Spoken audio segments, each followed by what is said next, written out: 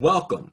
Greetings. I'm Dr. Jamail D. Carter, President and CEO of the Kayannus Consulting Group, Incorporated, a full-service management and educational practice where we assist organizations like yours align human capital with organizational strategy. We offer a variety of services to organizations and teams, such as executive coaching, intensive boot camps covering topics such as nonprofit formation, business growth, grant writing, and fundraising and development. In addition, we offer growth circles, intimate groups for leaders to come together for professional development, peer encouragement, and up-to-date best practices on a variety of issues and topics. Join one of our growth circles today. We have growth circles for CEOs, entrepreneurs, pastors, executive directors, and educational leaders. This is Season 1, Episode 13 of the Kayannus Consulting Group's Executive Edge podcast, your source for encouragement, news, information, and commentary, all designed to assist Christian leaders and executives such as yourself thrive in both life and career.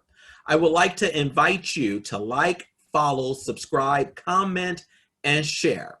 If you like what you hear, and if you're unable to wait for our weekly podcast, I recommend you sign up to receive one of our alerts to receive breaking news in the world of higher education, nonprofits, entertainment, church leadership, politics, health, biotech, and pharma.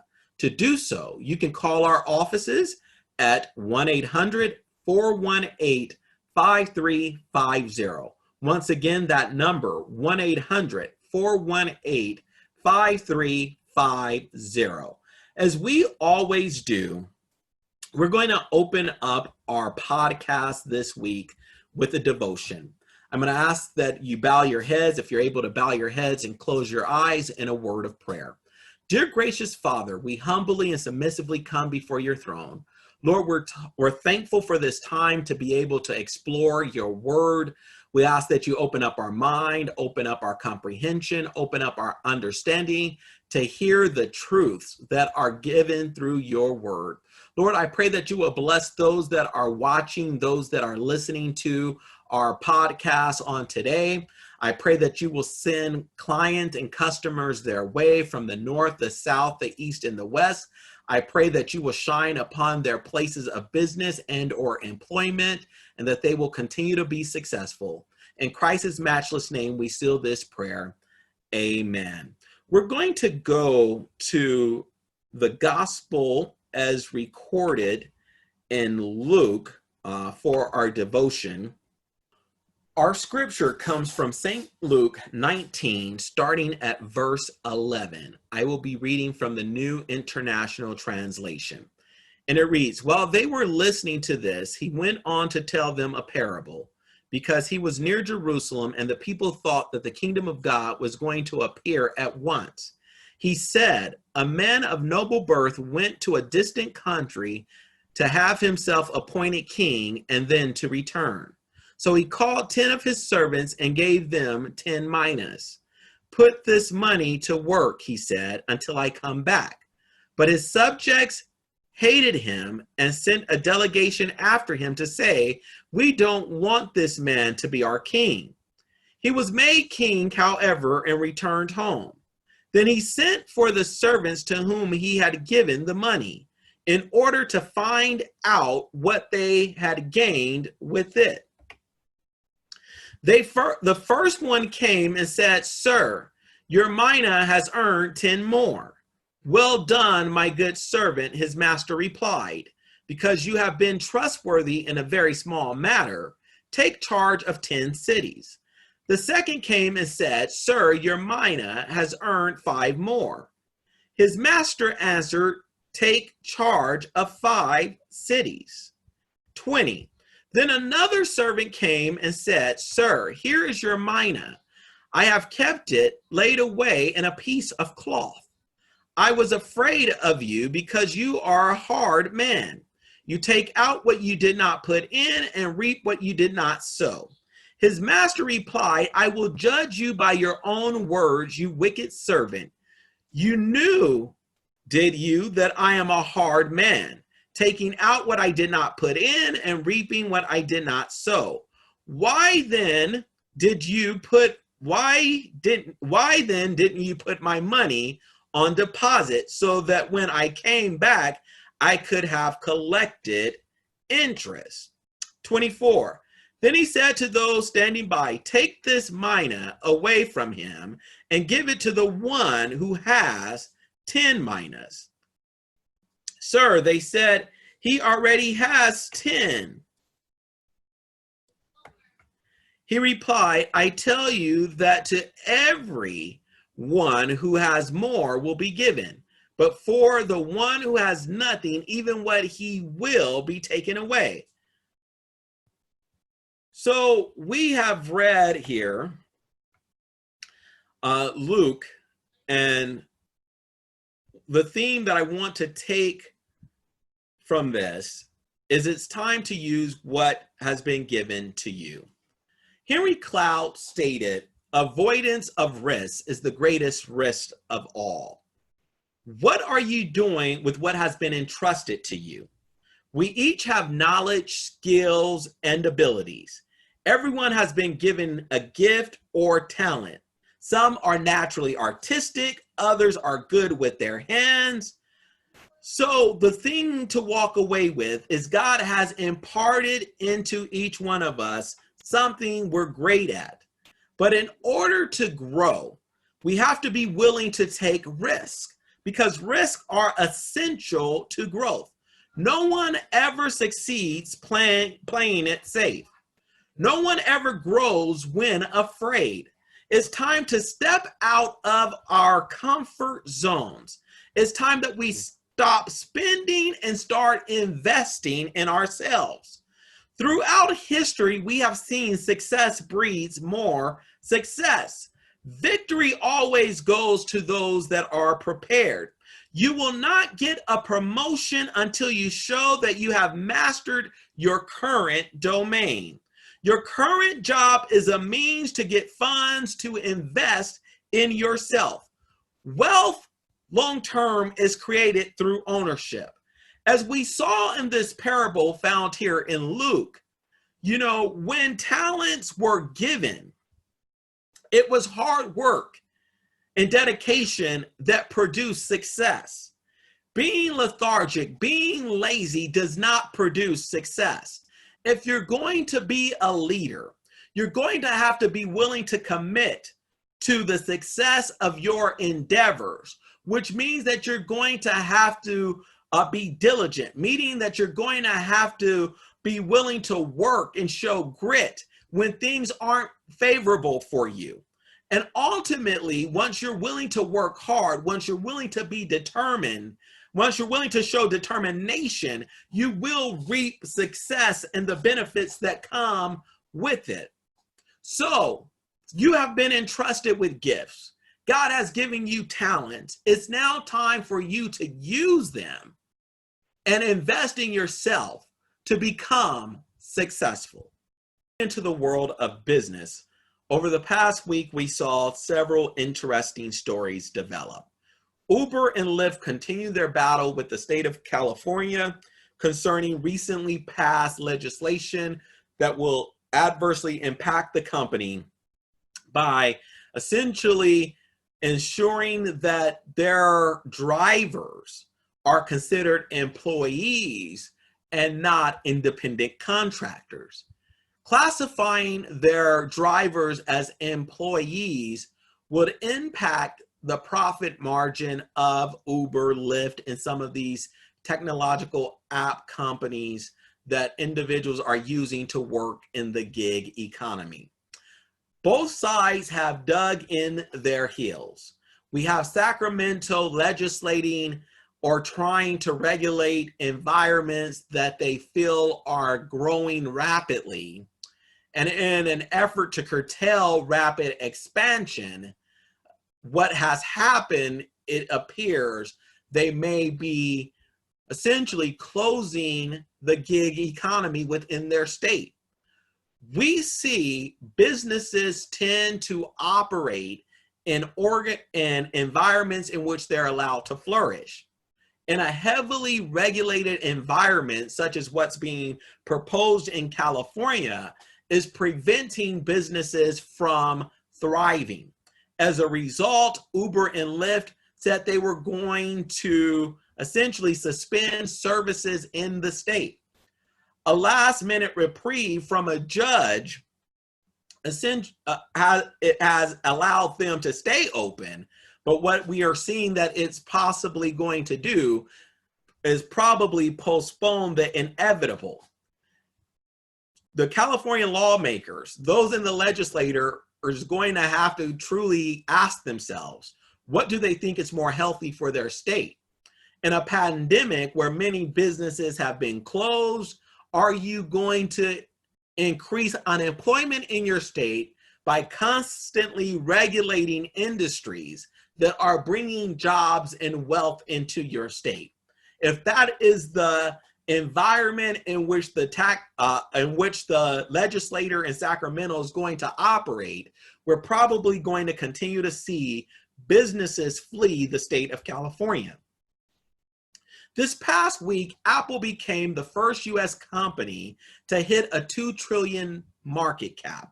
What that means is that Apple is the first U.S. company to be worth $2 trillion. The wealthier continue to expand their empires while we're seeing many politically disconnected mom and pops being forced to close their doors as mayors, supervisors, governors seem not to care about those who are making a living through their own businesses.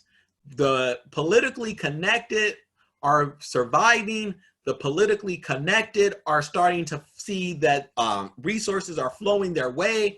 We saw that with the PPP loans making their way into more big-time businesses, or you will, Fortune 500 type businesses, than they were making their way into mom and pops. Some will say that this is evidence that the system is rigged against mom and pops, but I think what this means for mom and pops, for local entrepreneurs, for the small business owners, to really ask yourself when you go to cast your vote in November, are you voting for individuals that are creating a climate for you to thrive, for you to be successful? Only you know what's happening locally within your state, within your region, within your city. But ultimately, for your long-term success, you're going to have to make decisions based on individuals who are going to create favorable climates for you to be successful.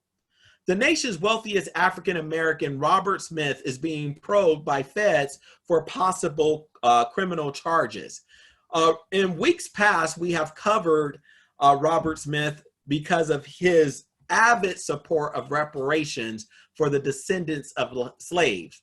But what this also may be showing is that when you start to maintain a high profile, people begin to dig around you to see if you are engaged in any negative activity. He has not been charged. All we know is that there is a probe. Some may see this as a slander or targeting his name, so his appeal, his favor, his clout, if you will be deteriorated because he's out there speaking the things that he feels are important to him. But ultimately, when you're out there engaged in the public eye, you're going to have haters, and people do not like to see people successful. We will see where this story goes, but as of right now, he has not been charged with anything. We just know that there is a probe. He is very successful. He is definitely someone whom we have covered previously on this channel, who has given, who has invested in others. You can't go wrong with someone who's willing to invest in others. Billionaire investor Leon Black will be subpoenaed, according to reports concerning his business connection to Jeffrey Epstein. We have a successful person who's going to be asked to testify, who's going to be asked to give testimony concerning his relationship. I think what this indicates for anyone, be careful whom you surround yourself with. If you're surrounding yourself with criminals, if you're surrounding yourself with people who are consistently being indicted, people will label you as a similar individual. You are unable to pick your family, but you are able to predict. You are able to pick your friends. We all have heard people say, "Birds of a feather flock together." Be cautious whom you surround yourself with, because you do not want to be torn down or destroyed by the individuals whom you have associated with. Zoom users reported significant outages that were preventing people from joining or creating meetings earlier this week. It has come out that Zoom says that they have resolved the issue, but I do think what we see here is more people are working from home. People are having trouble in terms of the bandwidth, being able to manage so many people working from home. So we're seeing tons of issues take place via Zoom, via internet connections, but people are continuing to work. We are seeing productivity is still high. So we're probably going to continue to have reports of this as we continue to work in this new environment. Speaking of business, one of the things we are adding to this podcast is essentially each episode we're going to cover a business principle, strategy, or best practice for you as a leader. And the one thing that we want to cover or highlight this week is data and analytics breed success at all levels. Mining your matrix, understanding your key performance indicators and your success benchmarks are going to be critical for your organization to be successful. Many mom and pops, many small businesses, many nonprofits fail to analyze the data that they have coming into their organization. Without data, you're flying blind. Without data, you decrease your chances of being successful. Do you know when your donors typically donate to your organization? Do you know the times of day that your customers are likely to come into your establishment? If you are unaware of these types of data trends, chances are you are making decisions in the dark. And the only way in which you're going to be successful is to start using data to inform your decision making. It's time that your executive team gets together and identify key performance indicators and success benchmarks that you want to hit quarterly and annually. If you have these measures identified, you truly know if you're being successful. Yes, you have fiscal measures, but there are definitely measures that you may want to introduce, such as sales targets. If you're unfamiliar with using data and analytics and how it can help you breed success in your organization, I invite you to contact the Kayannus Consulting Group, for our team of consultants can work with you in establishing key performance indicators and benchmarks for your organization. Are you feeling stuck? Has it been a while since you and your team made progress on your goals? You and your team may need the services of an experienced executive coach. The Kayannus Consulting Group, Inc. has a team of well-trained coaches with C-suite experience that are available to assist you and your leadership team work through your valleys. We have membership plans designed to fit any budget and size organization. Our Platinum membership features weekly coaching along with additional perks and benefits.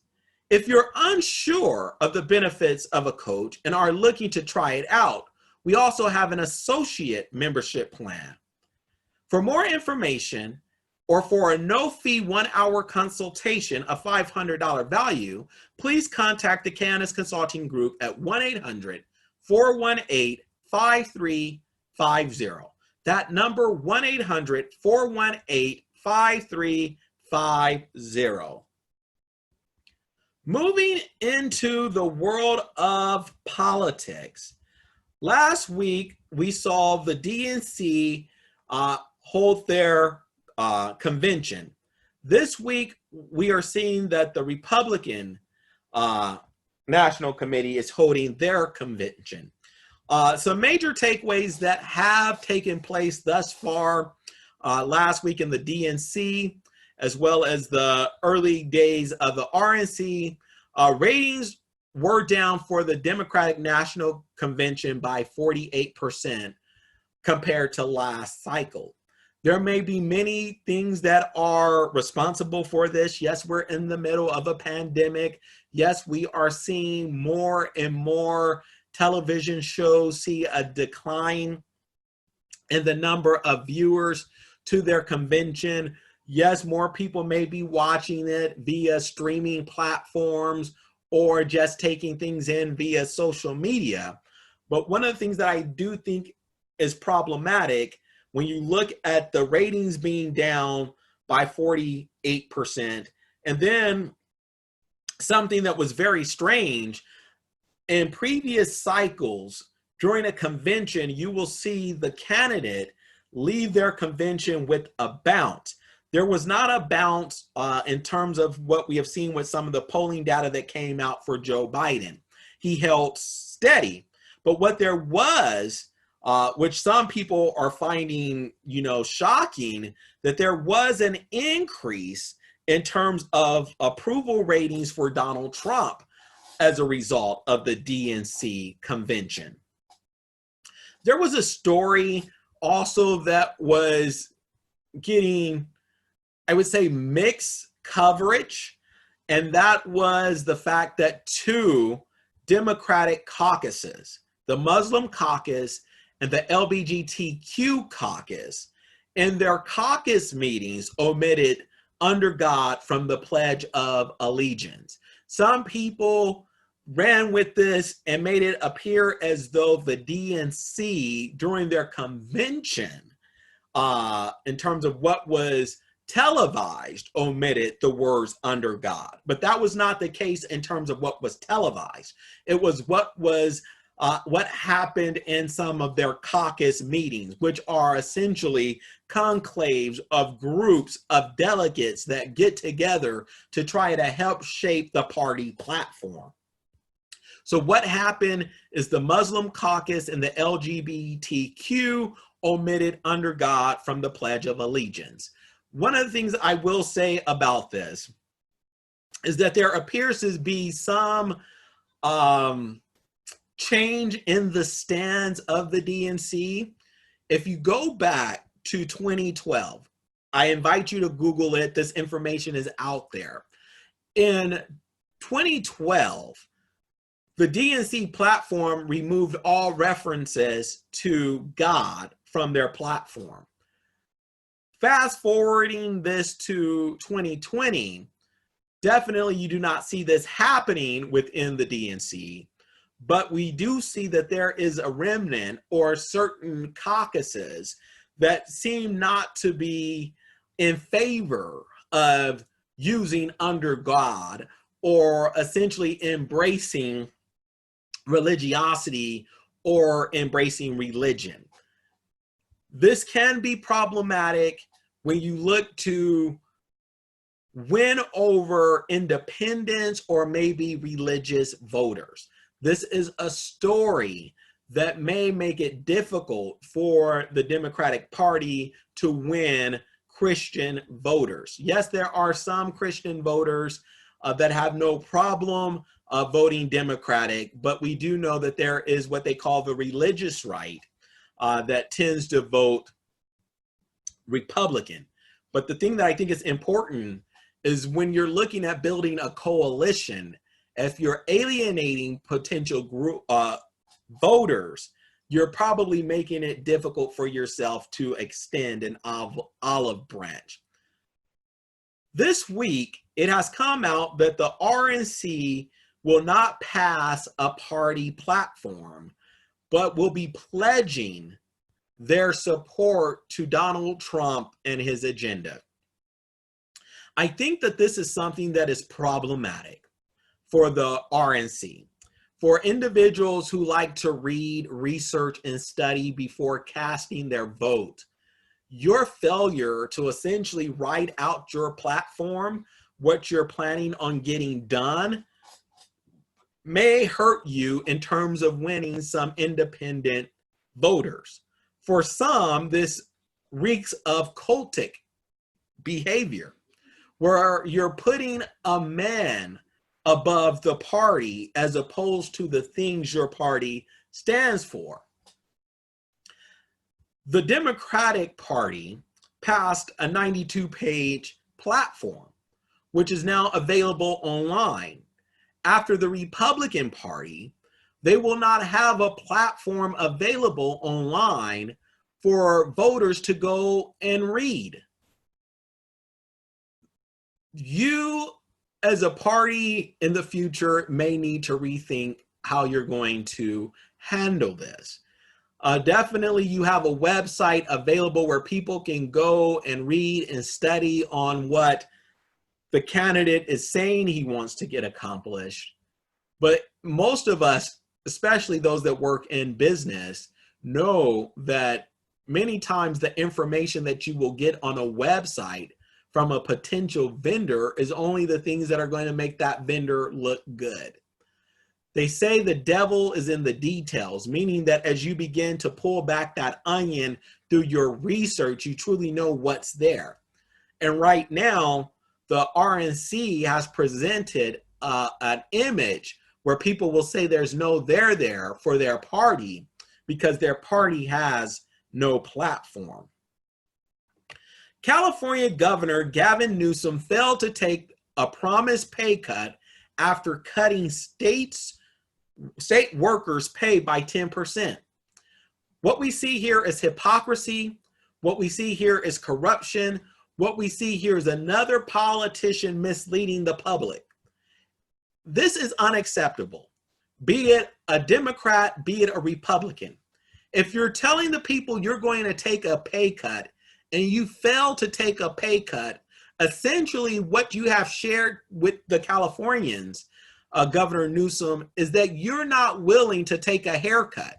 You're not willing to share in the pain that has many landlords not receiving rent from tenants, the pain that has many small business owners whose places of business have been shut down since March, the pain that has many state workers having to take salary cuts and furloughs.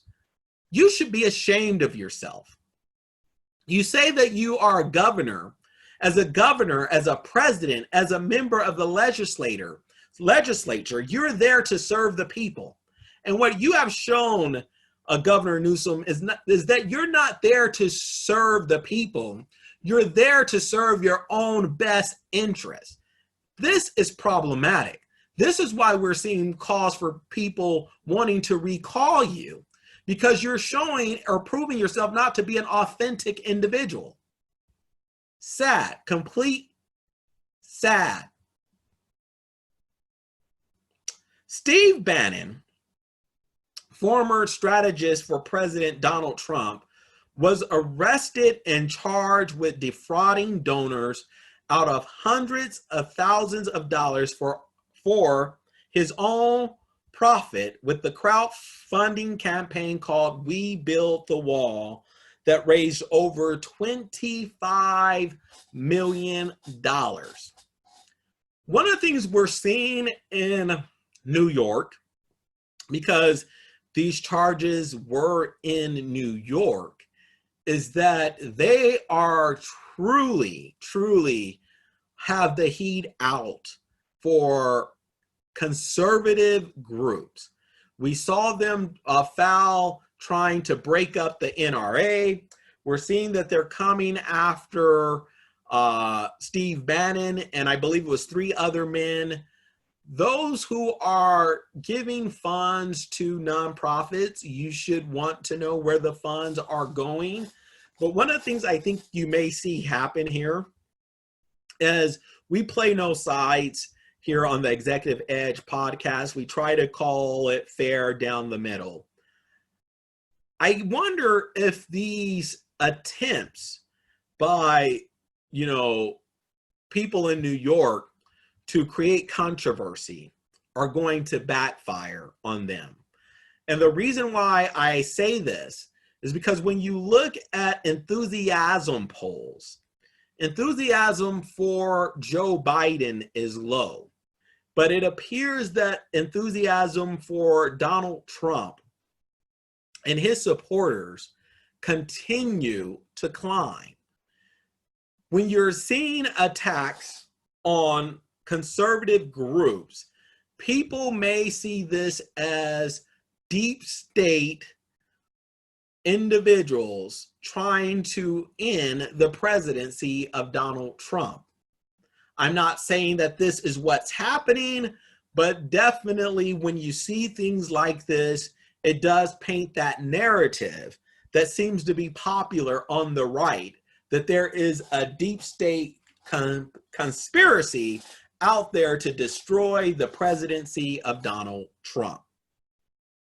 Now, looking at this from the left's perspective, my goodness, Donald Trump has had more individuals associated with him be indicted, arrested, go to jail than any other previous president that I could recall. Definitely, we did see that there was questionable tactics with Flynn in terms of how that whole investigation got started. But I joked on social media this past week. I don't know if any of you watched the show Power, but my goodness, Donald Trump appears to be a real life ghost.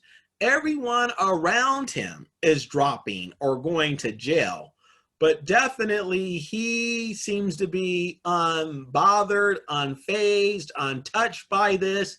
And then I think the question we have to ask here, we just talked about Governor Newsom in California lying and failing to take a promised pay cut. Those of you who may be unaware, Donald Trump, for the whole time in which he has been in office, has foregone a salary, meaning he has not taken a salary.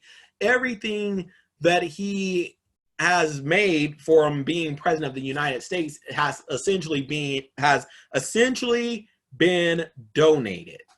I have to ask myself, why do it? Why stay in office and undergo all of this stuff that people are seeing? Like, anyone willing to run for office, I have to question your sanity. And I think this is why we tend to get narcissistic, power-thirsty people running for office, because I do think quality individuals look at all of the buffoonery that goes on out there and say, I don't want to be a part of that. It's just crazy. It's just crazy, the sheer number of people who are attacked, who are smeared, who are ran down. It is sad. Virginia police charged lawmaker, State Senator L. Louise Lucas, with damaging a Confederate monument.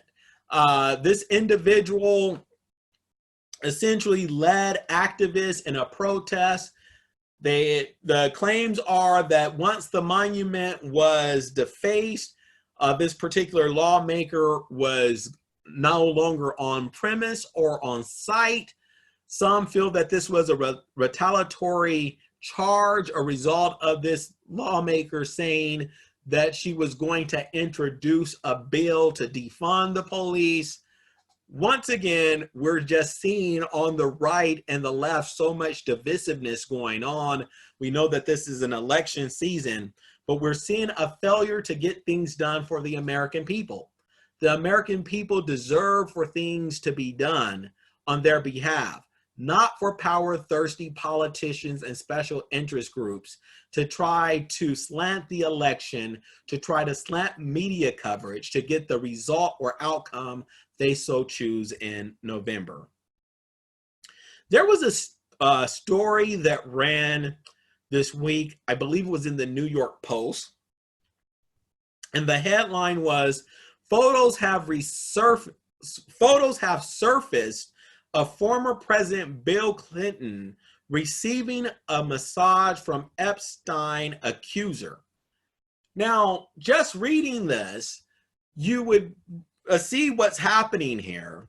And I don't know, this may be something that we may start doing on this podcast, is looking at the persuasion techniques utilized by the media to get you to formulate an opinion or a narrative that they're trying to carry on. So reading this headline here, you're automatically associating Bill Clinton with the devious behavior that we know was going on by Jeffrey Epstein. We do know that there were frequent flights he took on Epstein's private jet. Now, you're thinking, if you're reading this, that the Epstein accuser is lapping, or I wouldn't say lapping, but including Bill Clinton in with the misdeeds. But if you read the story, you will find that she said Bill Clinton was a gentleman. She did not have anything negative to say with him. The problem that I think this happens to show and showcase for anyone who's a public figure, you need to be careful about the pictures that you allow to be taken of yourself in circles with questionable figures, because these things can come back to bite you in the end.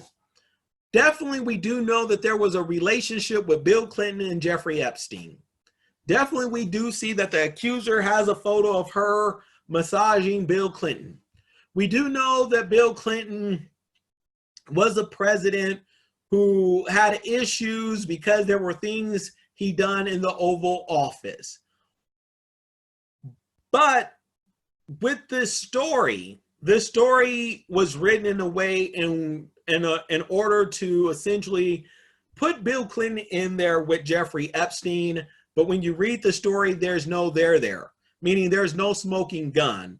We do not come away from this story with direct evidence that Bill Clinton was going around with Jeffrey Epstein having sexual relations with minors. That is not there, but it appears that may have been what the New York Post was hoping to accomplish with that particular headline.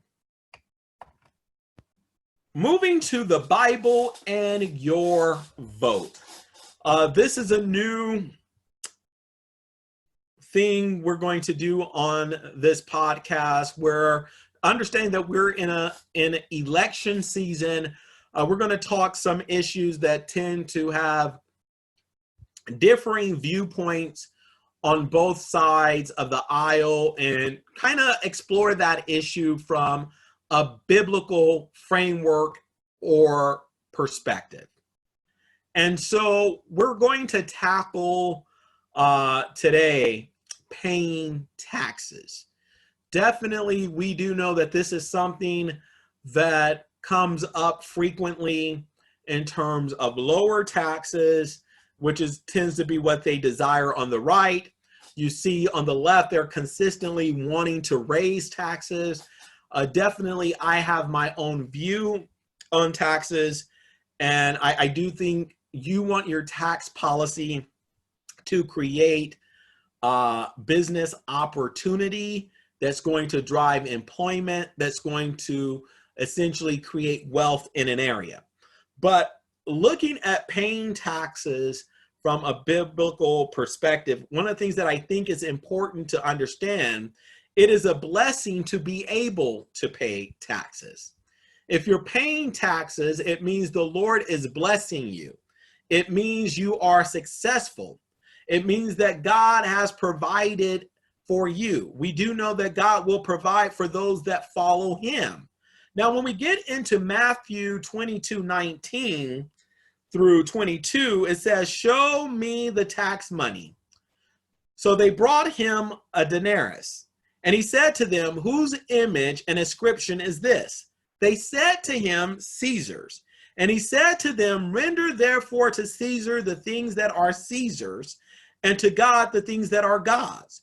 When they heard these words, they marveled and left him and went their way. I say this to say, we live in a nation that prints money and spend money how they so choose.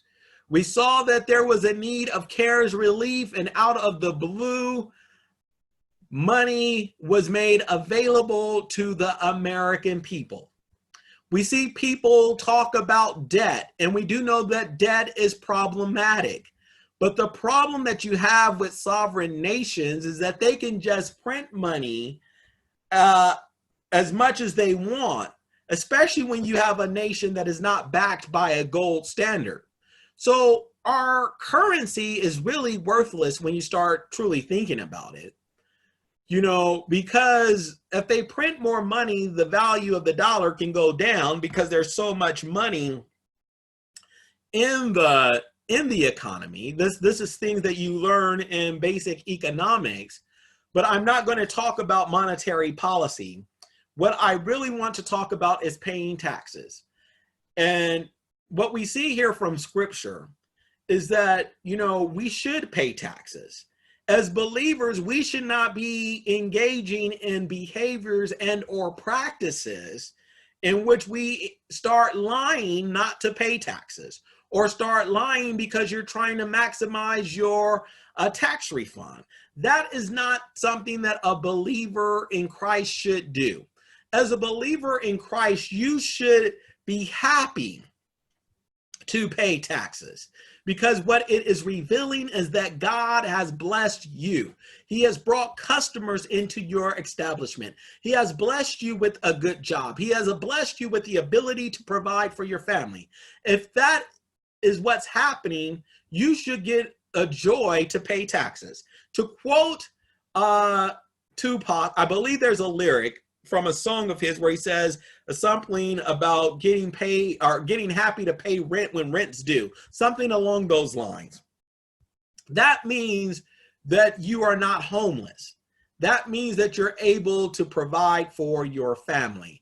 And I think that is the kind of perspective you should have when it comes to paying taxes. Laws change regularly. The Kayannus Consulting Group, Inc.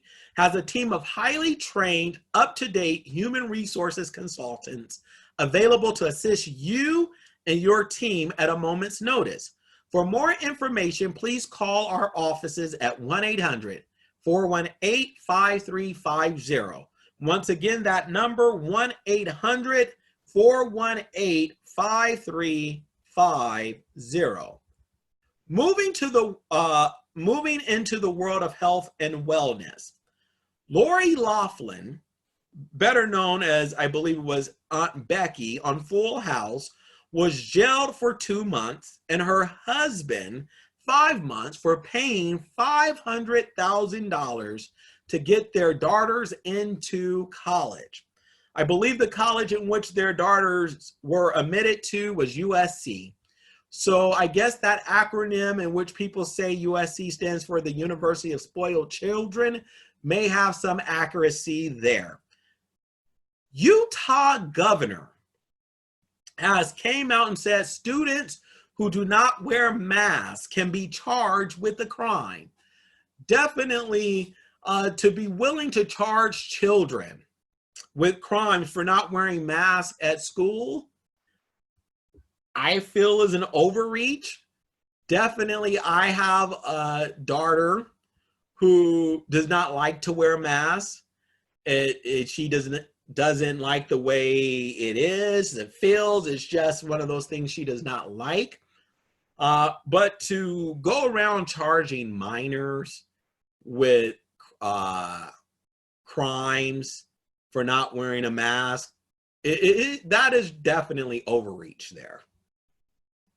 Rialto Unified School District has suspended instruction as their district has been impacted with a malware virus.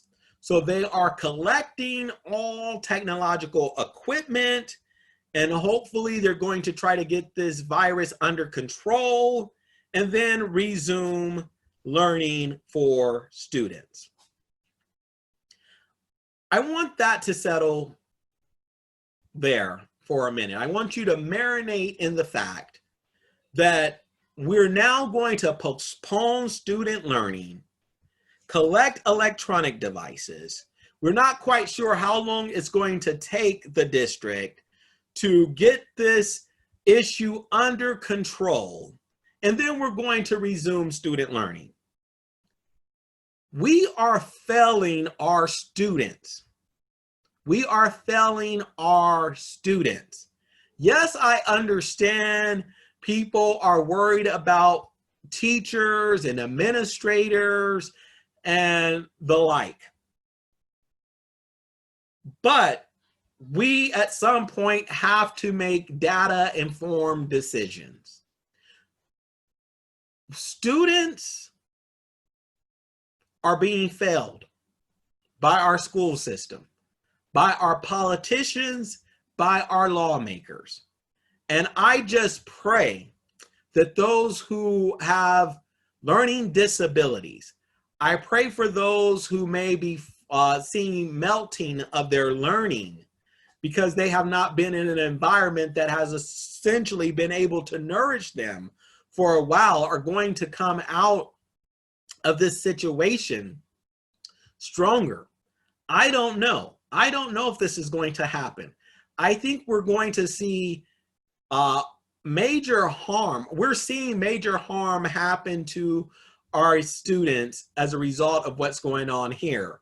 And those in leadership positions continue to fail them.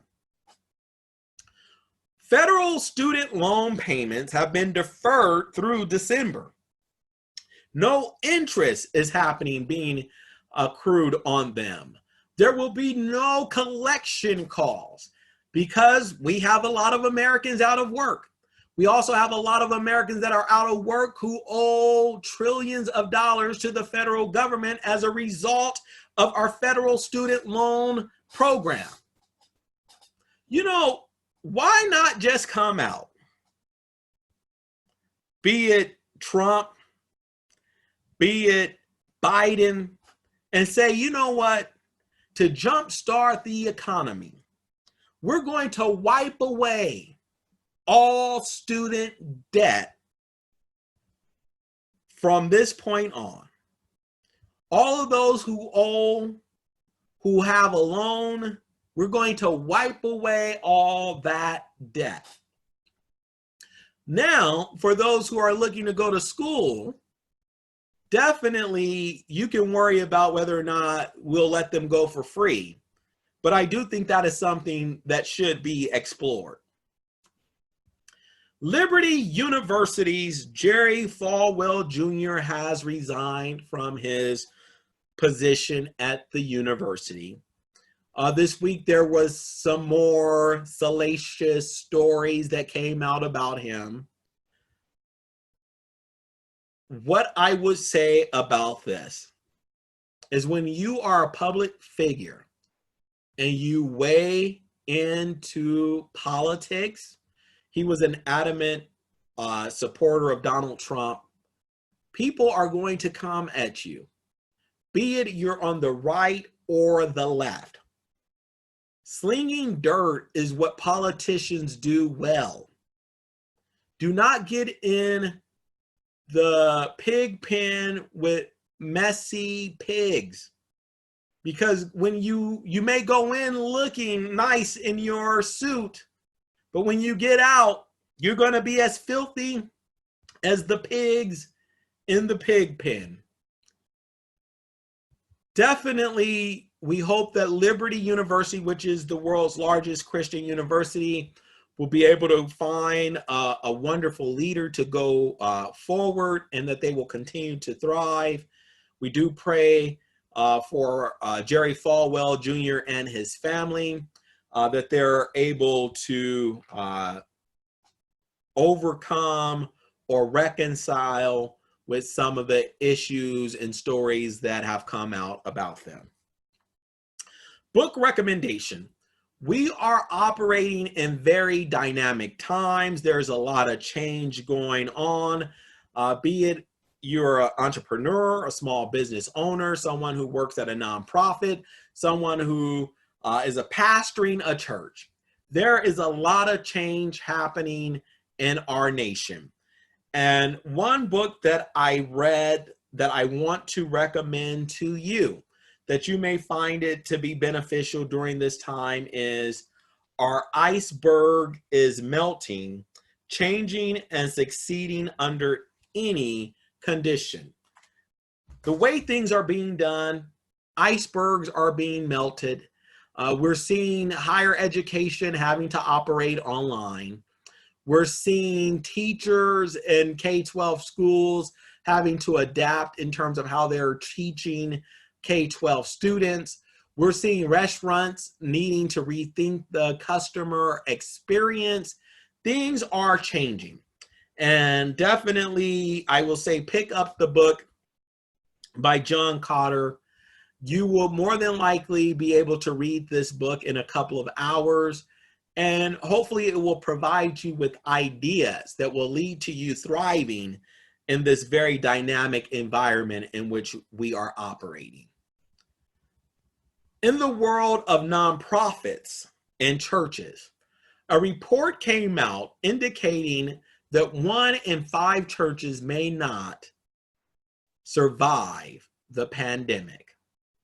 That is essentially 20% of houses of worship not surviving the pandemic. The majority of churches, even though some may be unaware of this, in our nation have less than 50 members.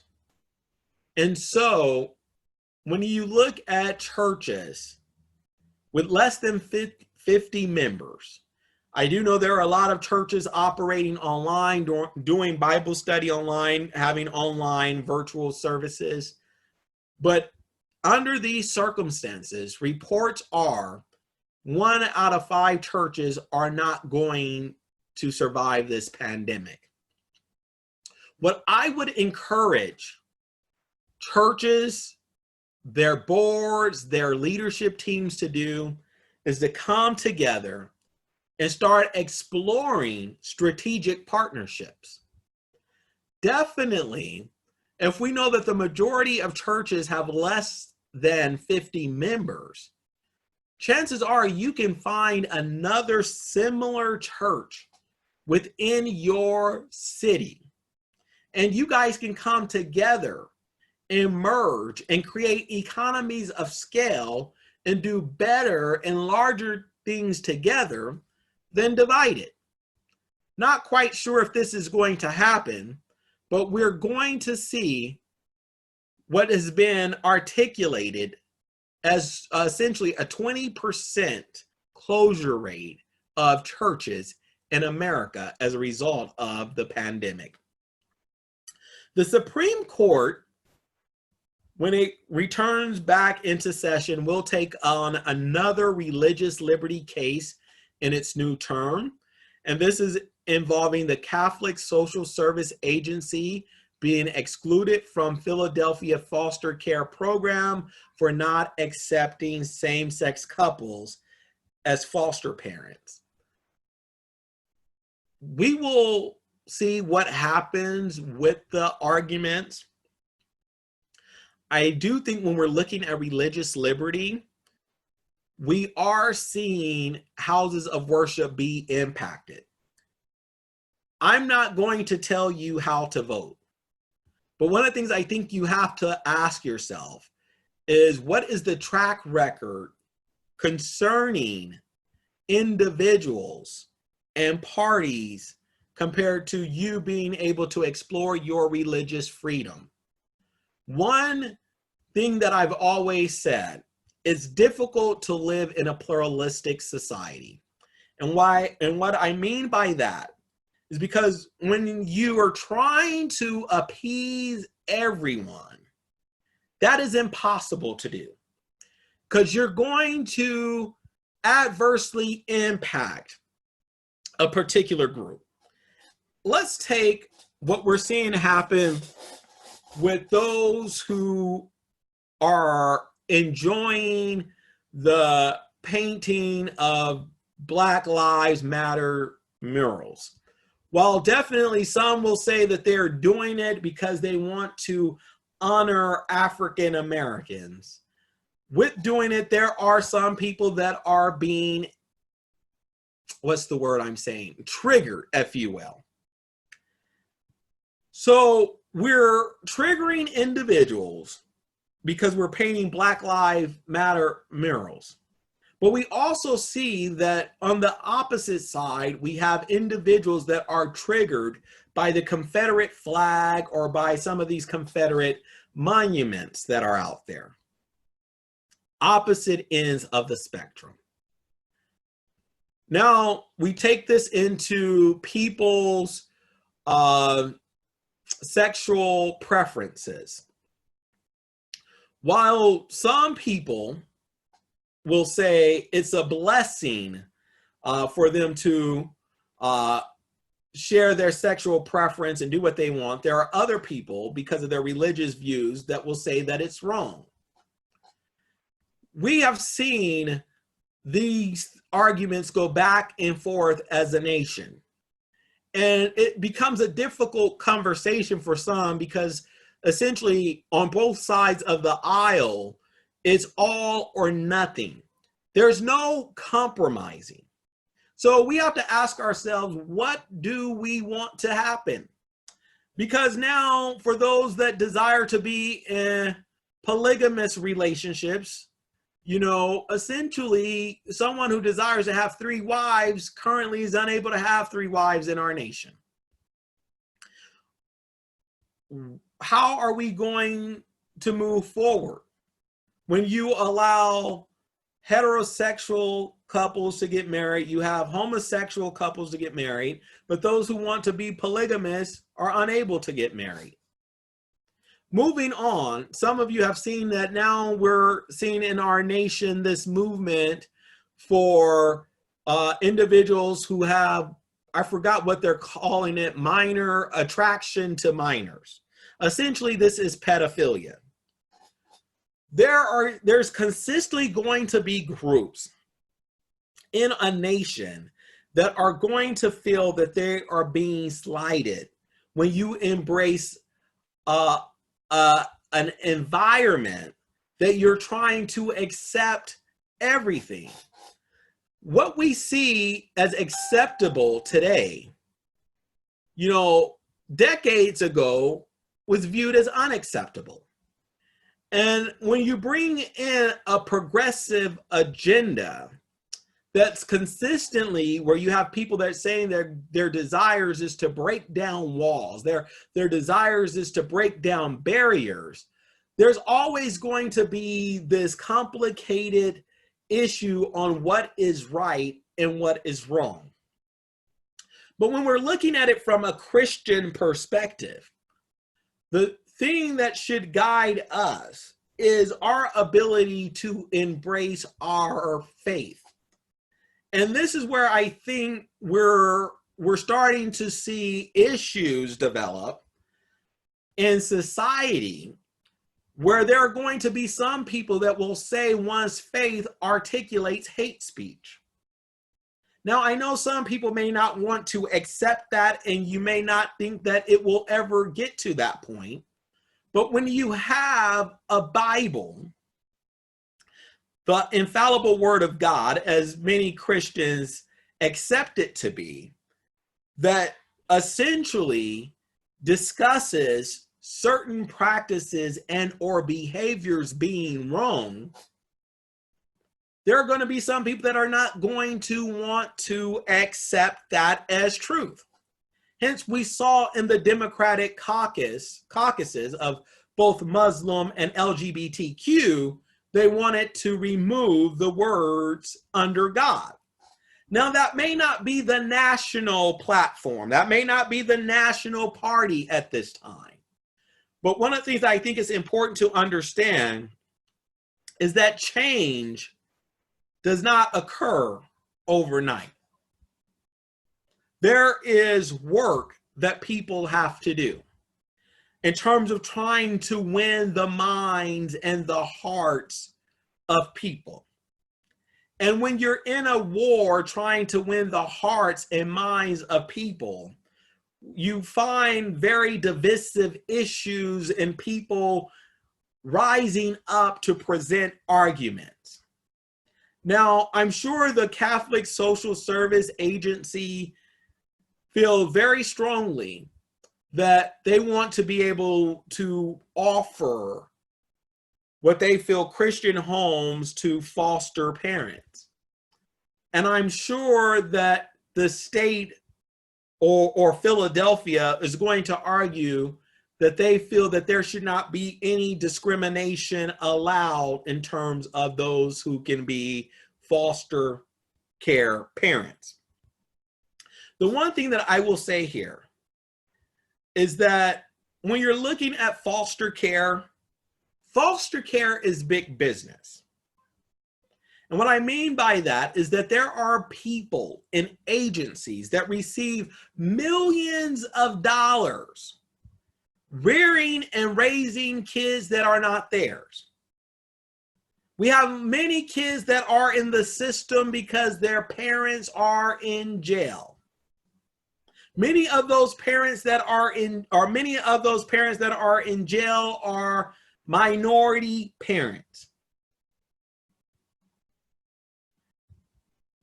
We have systems in place that are problematic. The Bible does talk about the church taking care of widows and orphans. In this sense, I guess you can talk about foster care children falling into that frame of reference. But the one thing that I will say is that family members, your nieces, nephews, sons or daughters will not have to have a stranger rear them in foster care if you step up. So it's time that you step up for yours. I do apologize. I kind of went off on a tangent there. But we will see how that liberty, religious liberty court case moves forward. Has your nonprofit seen a decline in donations because of the COVID-19 pandemic? Our team of highly skilled fundraising, advancement, and development consultants at the Kayannus Consulting Group can work with your team to assess your systems and assist you in developing a fundraising strategy that will get you back on track. For a no-fee consultation, please contact our offices at 1-800-418-5350. Once again, that number, 1-800-418-5350. Moving down to news and information that has taken place this week, 3 Mississippi cops were indicted and charged with murder for the death of a 62-year-old man after a 2019 arrest. We continue to see these stories of officer-involved shootings or killings or murders. Definitely, this is something that's not looking good. But one of the things that I think we have to understand is there are bad apples in all walks of life. You do not paint a general brush based on a certain number of bad apples. Not all CEOs are bad. Not all preachers are pedophiles. Not all husbands are adulterers.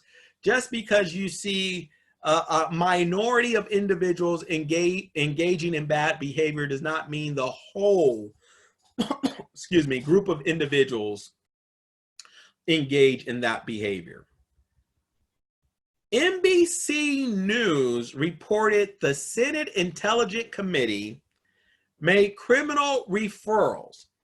And I'm going to read as it was articulated in the story.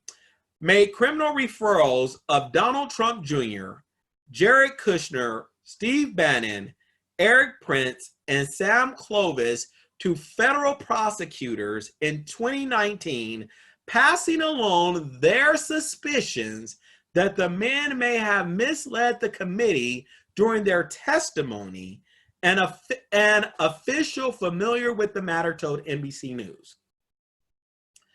We are in a political season. So the question we have to ask ourselves, an official familiar with the matter.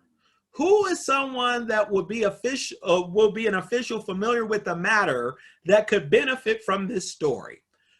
Obviously, this was a Democratic lawmaker leaking news to NBC News that they wanted to have out there as the Trump RNC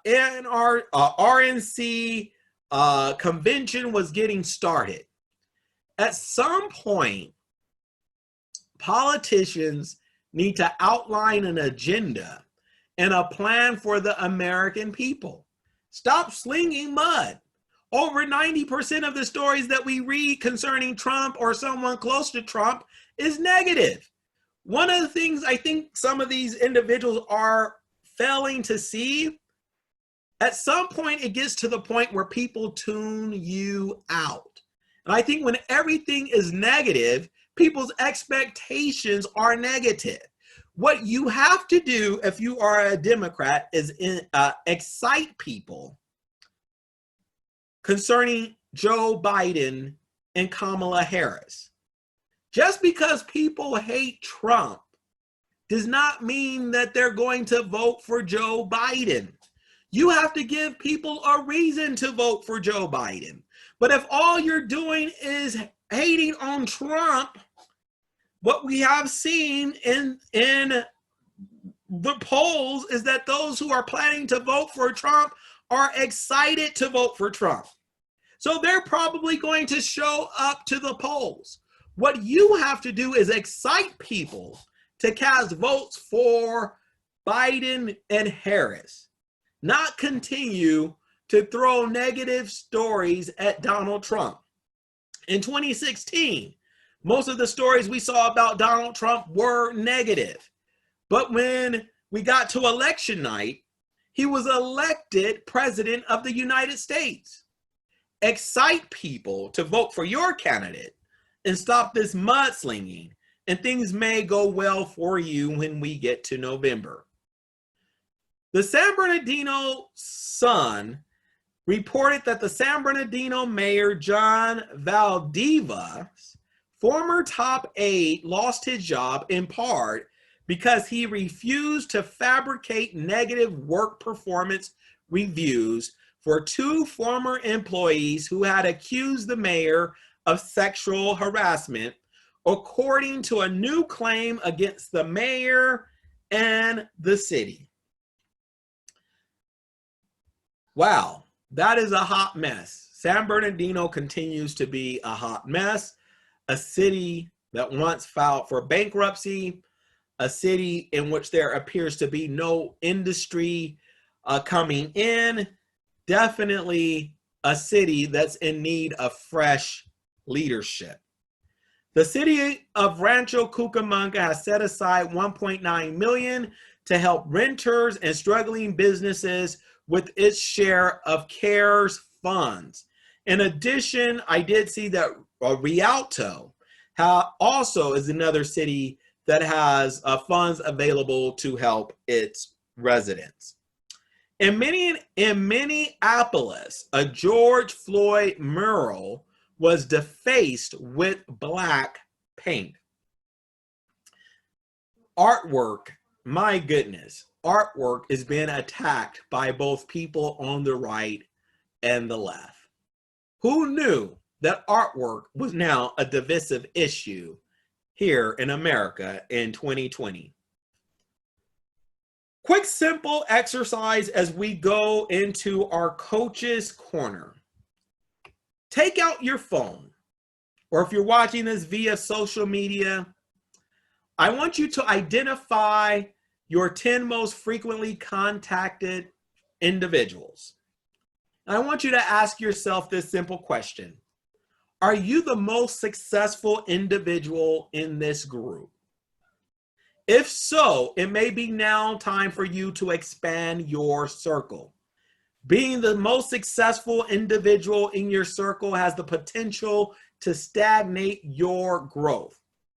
Definitely, you need people to sharpen you. The Bible talks about iron sharpening iron.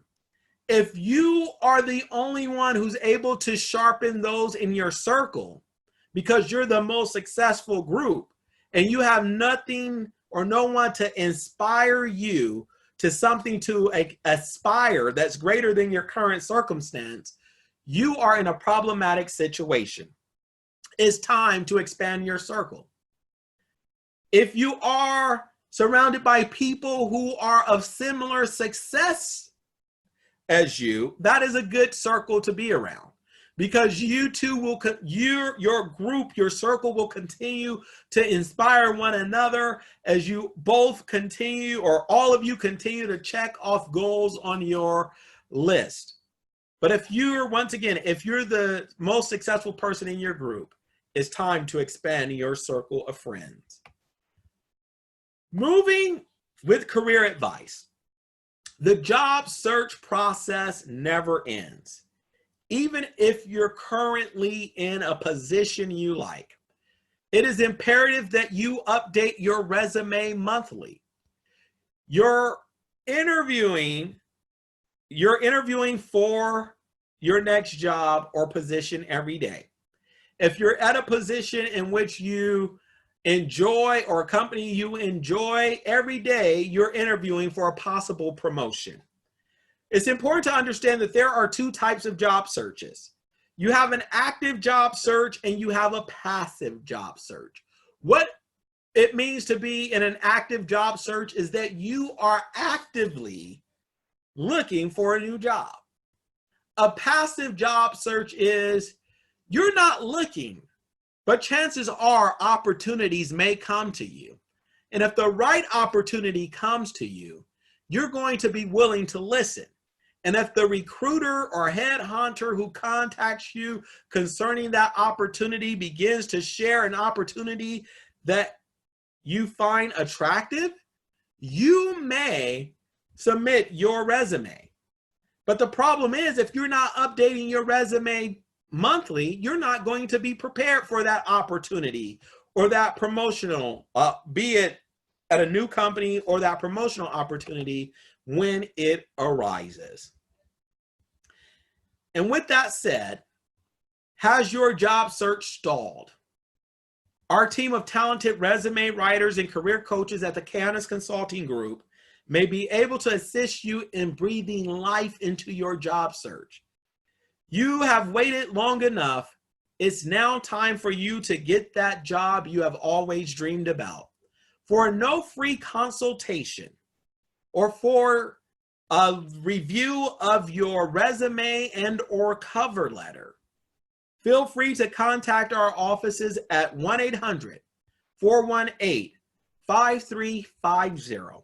Once again, that number, 1-800-418-5350. I hope you have enjoyed this edition of the Kayannus Consulting Group's Executive Edge podcast. I hope you have been encouraged. I hope you have learned a lot. And I hope that you and your family and your organization continue to be elevated, that you will continue to grow, that you will continue to thrive, and that you will continue to go from blessings to greater blessings. Until next time, be blessed, and we'll see you soon.